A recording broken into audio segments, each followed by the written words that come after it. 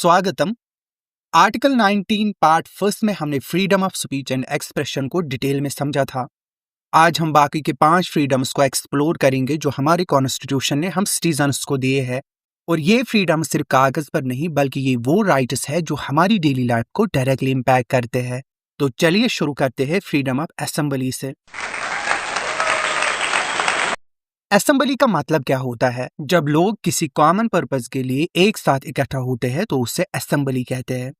For example, जब आप अपने कॉलेज में स्टूडेंट यूनियन की मीटिंग अटेंड करते हो या फिर किसी पॉलिटिकल रैली में जाते हो या रिलीजियस गैदरिंग में शामिल होते हो तो ये सब असेंबली की एग्जाम्पल्स है। जैसे फार्मर्स प्रोटेस्ट में हजारों किसान एक साथ आए थे अपनी डिमांड्स रखने के लिए, या फिर इंडिया गेट पर कैंडल मार्च होता है किसी भी सोशल काज के लिए। ये सब पीसफुल असेंबली के राइट्स है। लेकिन याद रखना है, कॉन्स्टिट्यूशन ने ये राइट देते वक्त कुछ कंडीशंस भी लगाई है। पहली कंडीशन है कि असेंबली पीसफुल होनी चाहिए, मतलब अगर आप किसी धरने में जा रहे हो तो वहां वायलेंस नहीं होना चाहिए। दूसरी कंडीशन है कि किसी के पास वेपन्स नहीं होने चाहिए। और तीसरी इंपॉर्टेंट बात यह है कि आप सिर्फ पब्लिक प्लेसेस पर ही असेंबल हो सकते हो, प्राइवेट प्रॉपर्टी पे नहीं।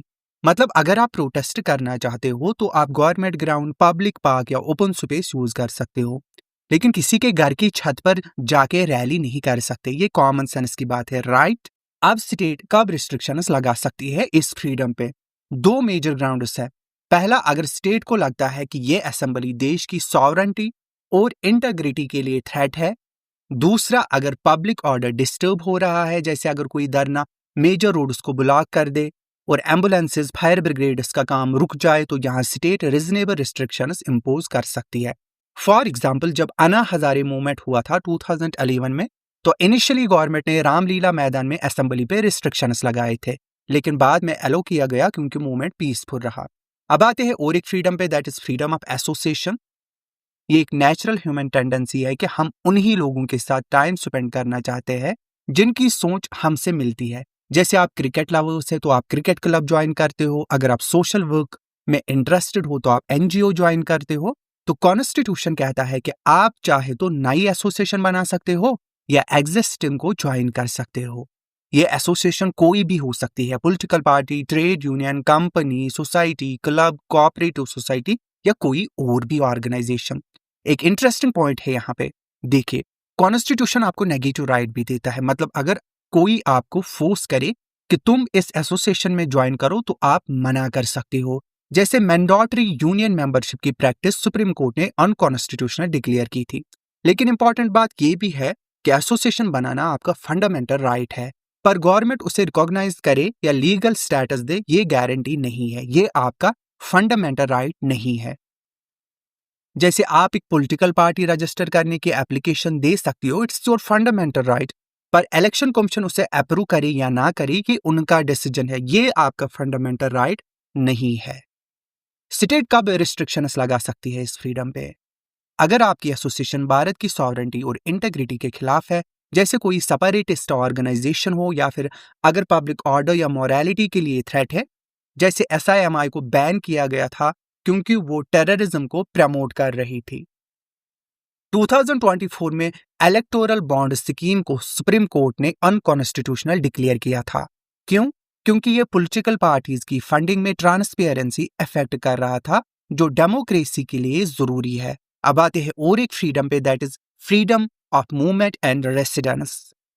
सोचो, अगर आपको एक स्टेट से दूसरे स्टेट में जाने की परमिशन लेनी पड़े या फिर ट्रैवल पास लेना पड़े, कितना इनकन्वीनियंट होगा, है ना? तो कॉन्स्टिट्यूशन कहता है कि इंडिया का कोई भी सिटीजन देश के किसी भी कॉर्नर में फ्रीली मूव कर सकता है। एक क्लैरिफिकेशन जरूरी है। देखिए दोस्तों, आर्टिकल 19 सिर्फ within India movement cover करता है। फॉरेन ट्रैवल का right article 21, that is right to life and personal liberty के अंडर आता है। पासपोर्ट पे रिस्ट्रिक्शंस आर्टिकल 21 के फ्रेमवर्क में डील होते हैं। तो ये बात क्लियर हुई। अब मूवमेंट और रेसिडेंस में डिफरेंस क्या है? जब आप मुंबई से दिल्ली ट्रैवल करते हो तो बिजनेस ट्रिप होती है, फॉर एग्जाम्पल, तो ये मूवमेंट है। लेकिन जब आप डिसाइड करते हो कि मैं परमानेंटली दिल्ली में सेटल हो जाऊंगा, घर खरीद लूंगा, तो ये रेसिडेंस है। दोनों फ्रीडम्स मिलकर इंश्योर करते हैं कि आप इंडिया में कहीं भी जा सकते हो और कहीं भी बस सकते हो।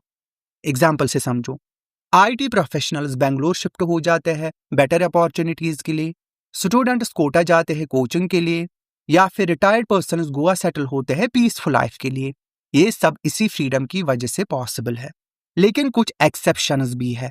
स्टेट रीजनेबल रिस्ट्रिक्शंस लगा सकती है अगर जनरल पब्लिक इंटरेस्ट में जरूरी हो, जैसे शेड्यूल ट्राइब्स की प्रोटेक्शन के लिए कुछ एरियाज रिस्ट्रिक्टेड है।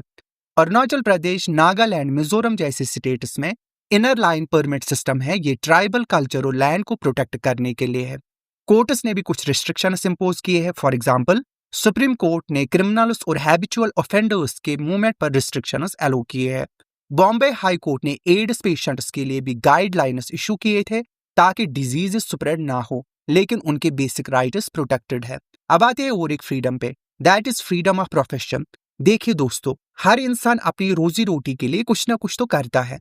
कोई इंजीनियर बनता है, कोई डॉक्टर बनता है, कोई बिजनेसमैन, कोई आर्टिस्ट। कॉन्स्टिट्यूशन कहता है कि ये डिसीजन आपका पर्सनल चॉइस है।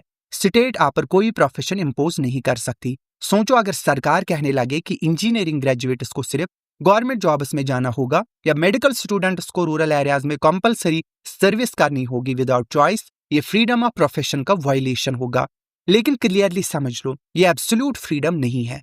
कॉन्स्टिट्यूशन रीजनेबल रिस्ट्रिक्शंस की इजाजत देता है।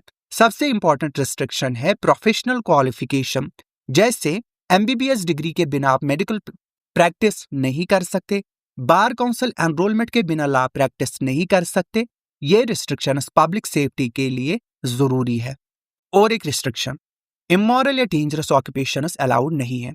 Human trafficking, drug smuggling, illegal arms dealing, sex rackets, ये सब प्रोहिबिटेड है। ये कॉमन सेंस की बात है कि ऐसे प्रोफेशंस जो सोसाइटी को हार्म करते हैं उन्हें अलाउ नहीं किया जा सकता। और एक रिस्ट्रिक्शन है, स्टेट कुछ बिजनेसेस या सर्विसेज खुद ऑपरेट कर सकती है और प्राइवेट पार्टिसिपेशन रिस्ट्रिक्ट कर सकती है। जैसे पहले टेलीकॉम सेक्टर सिर्फ गवर्नमेंट के पास था, लेकिन 1990s के रिफॉर्म्स के बाद प्राइवेट प्लेयर्स को अलो किया गया। सिमिलरली डिफेंस प्रोडक्शन में भी काफी रिस्ट्रिक्शंस है। 2020 में आत्मनिर्भर भारत पैकेज के अंडर कई सेक्टर्स में FDI लिमिट्स बढ़ाई गई। कोल माइनिंग सेक्टर को प्राइवेट प्लेयर्स के लिए खोल दिया गया। ये दिखाता है कि स्टेट अपनी पॉलिसी चेंज करता रहता है इकोनॉमिक कंडीशंस के बेसिस पे। कॉम्पिटिटिव एग्जाम्स के लिए एक केस याद रखिए, BOG इमैनुअल केस 1986। इस केस में सुप्रीम कोर्ट ने क्लैरिफाई किया कि प्रोफेशन और ऑक्यूपेशन में स्लाइट डिफरेंस है। Profession usually specialised knowledge require करता है और रेगुलेटेड होता है, जबकि ऑक्यूपेशन ज्यादा जनरल टर्म है। एक इंपॉर्टेंट हिस्टोरिकल फैक्ट जो बहुत जरूरी है, ये भी आप यहाँ पे याद रखिए कि ओरिजिनली 1950 में जब कॉन्स्टिट्यूशन बना था, आर्टिकल 19 में 6 नहीं बल्कि 7 फ्रीडम्स थे। वो 7th फ्रीडम था राइट टू प्रॉपर्टी। ये बहुत पावरफुल राइट था जिससे लोगों को अपनी प्रॉपर्टी की कंप्लीट प्रोटेक्शन मिलती थी। लेकिन जमींदारी अबॉलिशन और लैंड रिफॉर्म्स जैसे प्रोग्रेसिव मेजर्स इंप्लीमेंट करने में ये राइट बैरियर बन गया। इसीलिए 44th कॉन्स्टिट्यूशनल अमेंडमेंट एक्ट के थ्रू राइट टू प्रॉपर्टी को फंडामेंटल राइट से हटा दिया गया और आर्टिकल 300A में डाल दिया गया। अब ये फंडामेंटल राइट नहीं, लेकिन कॉन्स्टिट्यूशनल राइट जरूर है। मतलब स्टेट आर्बिटरी तरीके से आपकी प्रॉपर्टी नहीं ले सकती, प्रॉपर प्रोसीजर फॉलो करना होगा और कॉम्पेंसेशन देना होगा। ये अमेंडमेंट जनता पार्टी गवर्नमेंट के टाइम आया था, इमरजेंसी के एक्सेसेस को रेक्टिफाई करने के एफर्ट्स के पार्ट में। तो दोस्तों, ये था आर्टिकल 19 के रिमेनिंग 5 फ्रीडम्स। याद रखो कि ये सब फ्रीडम्स इंटरकनेक्टेड है और एक डेमोक्रेटिक सोसाइटी के लिए एसेंशियल है। नेक्स्ट वीडियो में हम आर्टिकल 20 और 21 कवर करेंगे, जो क्रिमिनल जस्टिस और पर्सनल लिबर्टी से रिलेटेड है। तब तक आप प्रैक्टिस कीजिए और क्वेश्चंस कमेंट्स में पूछते रहे, सब्सक्राइब की आइकन पे टैप करके। All the best for your preparation. Thanks for watching and supporting doubt डिमोलिशर।